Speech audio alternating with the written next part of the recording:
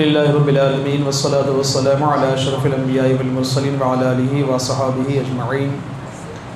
فقد قال اللہ تبارک وتعالی فی شان عظمت حبیبہ الکریم ان اللہ وملائکتہ یصلون علی النبی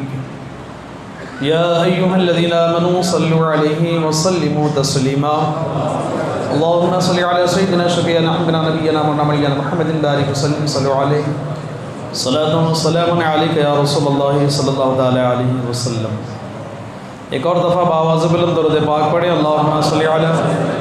سیدنا و شفیعنا و حبیبنا و نبینا مولانا محمد بارک وسلم صلی اللہ علیہ صلاۃ و سلام علیک یا رسول اللہ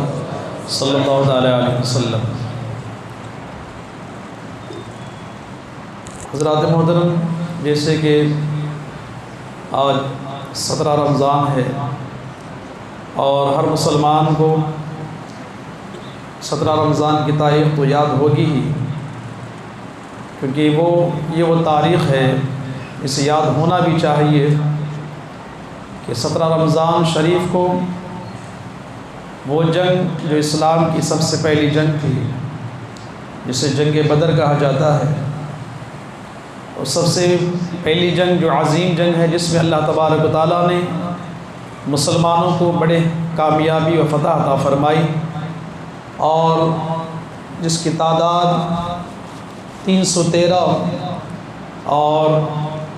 دشمنان اسلام کی 1000 پر مشتمل تھی، لیکن اللہ تبارک و تعالیٰ نے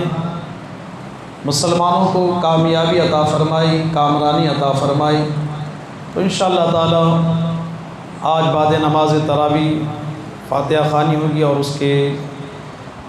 بعد تھوڑی دیر انشاءاللہ تراویح کے بعد تھوڑی دیر اس پر بیان بھی ہوگا۔ لہٰذا ہمیں چاہیے کہ اس عظیم موقع کو ہم گوائیں نہیں، بلکہ آئیں بیٹھیں اور ان صحابہ اکرام اور جنگ بدر کا جو واقعہ ہے انشاءاللہ ہم سنیں گے، تو انشاءاللہ العزیز ہمارے ایمان میں اور پختگی اور تازگی پیدا ہوگی انشاءاللہ۔ آئیے ایک اور دفعہ درود پاک پڑھ لیں۔ اللہم صلی علی سیدنا شفیعنا حبیبنا نبینا مولانا محمد بارک وسلم صلی اللہ علیہ صلاۃ و سلام علیک یا رسول اللہ صلی اللہ تعالیٰ علیہ وسلم۔ اقیموا الصلاۃ وآتوا الزکاۃ واطیعوا الرسول لعلکم ترحمون۔ اللہ رب العزت قرآن مجید میں ارشاد فرماتا ہے، نماز برپا رکھو اور زکوٰۃ ادا کرو، اور رسول اکرم صلی اللہ تعالیٰ علیہ وآلہ وسلم کی فرما برداری کرو، ان کی اطاعت کرو تاکہ تم پر رحم کیا جائے۔ عزیزان محترم، یہ تو ہمارا حضرات فضائل رمضان کی سماعت کرتے ہوئے آئے، اور اس کے بعد زکوٰۃ کے مسائل اور جو زکوٰۃ دیتا ہے اس کے لیے کتنی خوشخبری ہے، اور جو زکوٰۃ سے انکار کرتا ہے یا زکوٰۃ دینے میں دیری کرتا ہے تو اس کے لیے کس قدر سخت وعید آئی ہے۔ آپ نے تھوڑے واقعات میں اس کا ہی ملاحظہ فرمایا ہے، کیونکہ جو زکوٰۃ ادا نہیں کرتا تو فرمایا گیا کہ وہ مال قبر میں، حشر میں اس کی پیشانیوں پر بٹھایا جائے گا اور اس کی کروٹوں کو داغا جائے گا، اسی مال سے اس کی پیشانی اور اس کے جسم پر جلا کر اسے داغا جائے گا، اور کہا جائے گا کہ یہی وہ مال ہے جسے تو نے بچا کر رکھا تھا، جس کی تو نے زکوٰۃ نہیں نکالی، آج اسی مال سے تو سزا پائے گا۔ تو لہٰذا جس مال کو بندہ مال کہہ کر اس کی حفاظت میں لگتا ہے،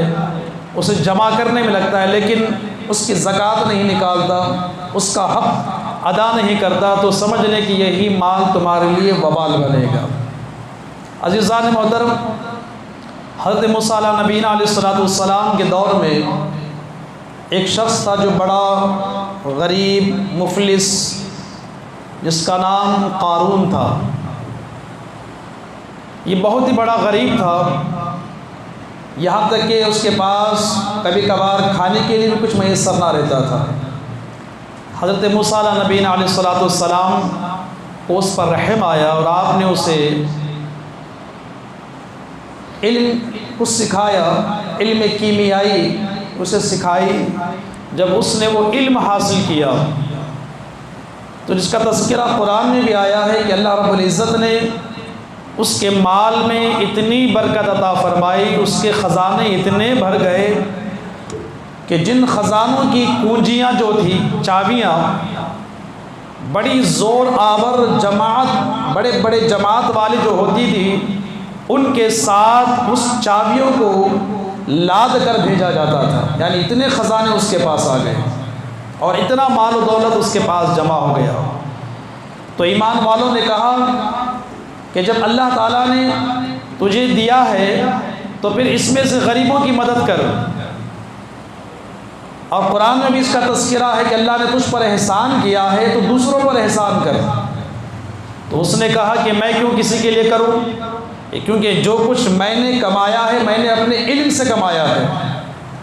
اور مجھے کسی نے نہیں دیا بلکہ میرے علم کی وجہ سے اتنی مال، اتنی دولت میرے پاس ہے۔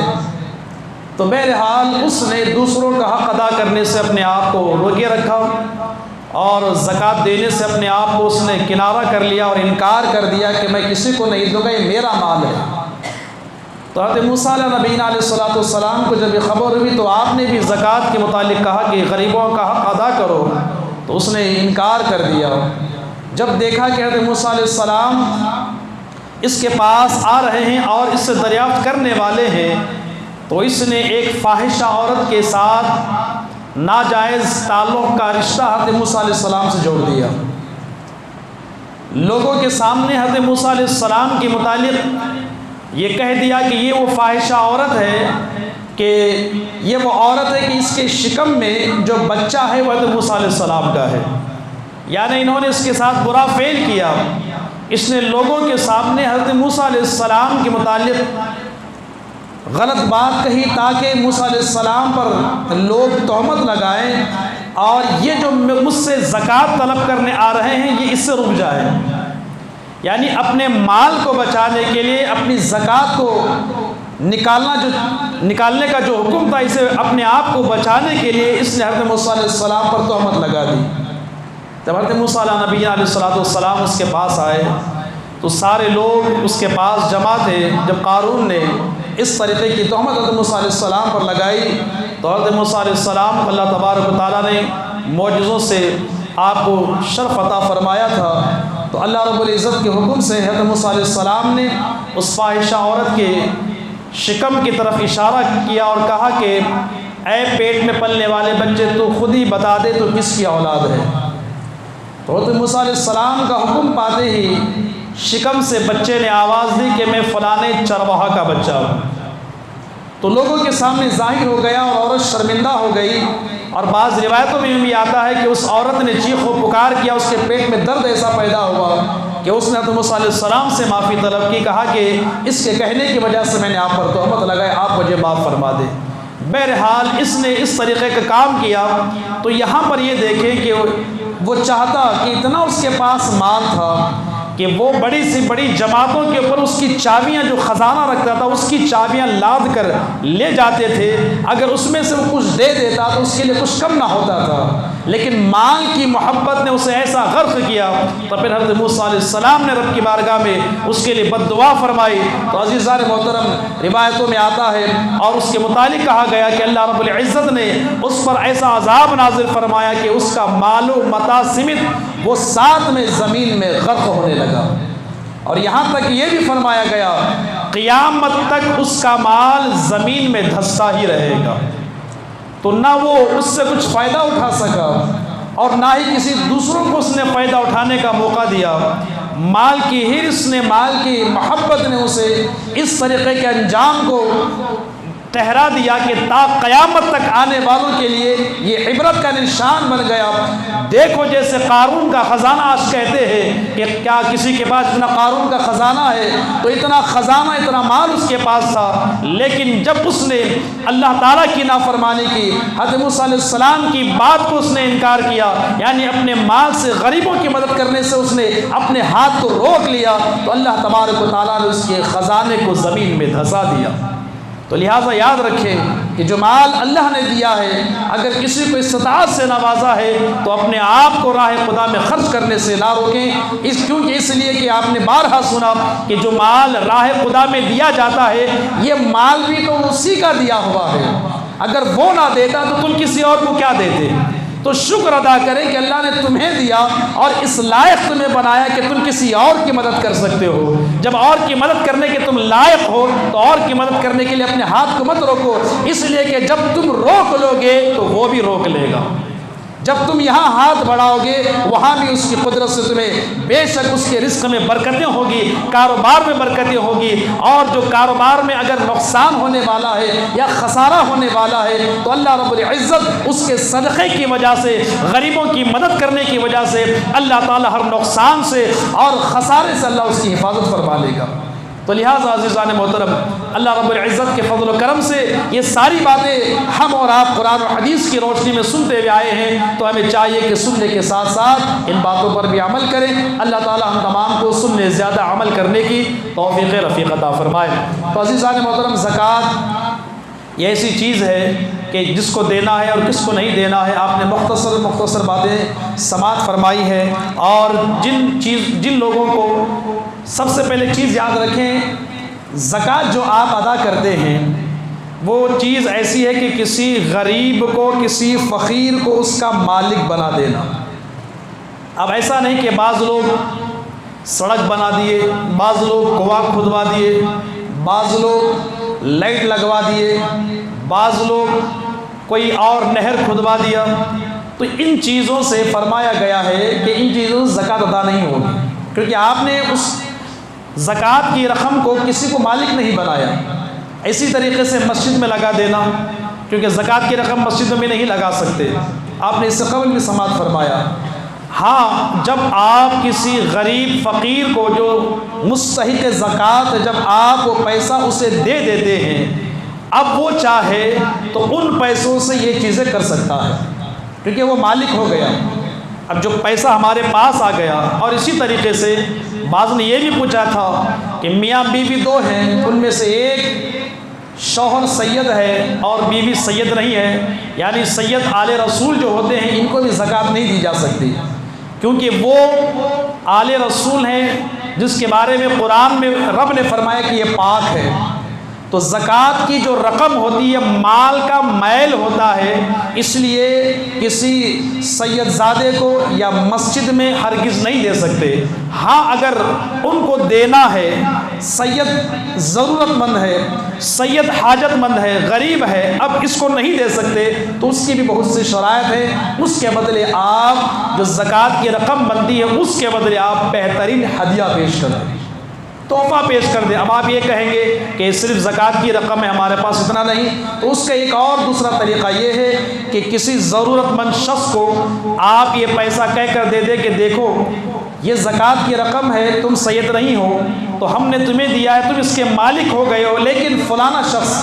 ضرورت مند ہے، سید زادہ ہے، جب تم اس کے مالک ہو گئے ہو تو اب تم خوشی سے تم چاہو تو اگر اسے دے دے تو بہت بہتر ہے۔ اگر جب وہ کوئی غریب فقیر جب اس کا مالک ہو جاتا ہے تو بعد میں وہ کسی اور سید زادے کو بھی دے سکتا ہے، مسجد کو بھی دے سکتا ہے، اور سڑک بنوانے، کنواں کھدوانے، کسی اور چیز میں بھی وہ خرچ کر سکتا ہے۔ کیوں؟ اس لیے کہ زکوٰۃ کا وہ مالک ہو گیا۔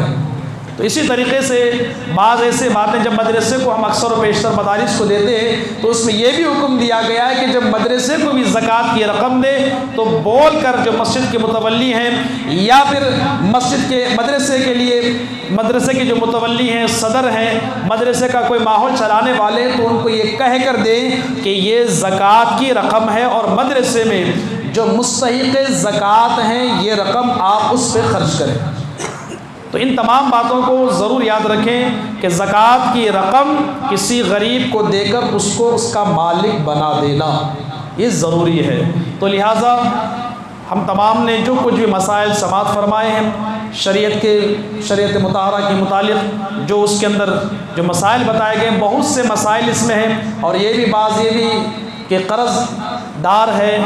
مال بھی ہے، قرض بھی ہے، اگر وہ قرض ادا کر دیتا ہے تو اس کا مال جو صاحب نصاب تک پہنچ سکتا ہے، قرض ادا کرنے سے وہ نہیں پہنچ سکتا، یعنی مال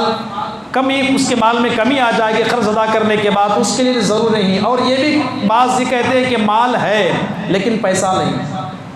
تو ایسی صورت میں یہ بھی حکم دیا گیا ہے کہ اس مال میں سے جو مال تمہارا چاندی یا سونا جو نصاب کو پہنچ جاتا ہے، 7.5 تولہ سونا یا 52.5 تولہ چاندی جو نصاب کو پہنچ گیا، اگر تمہارے پاس پیسہ نہیں ہے کہ تم اس کی زکوٰۃ نکال کر دے سکتے ہو، تو حکم یہ ہے کہ اس میں سے تھوڑا سا حصہ بیچ کر تم زکوٰۃ ادا کرو۔ اور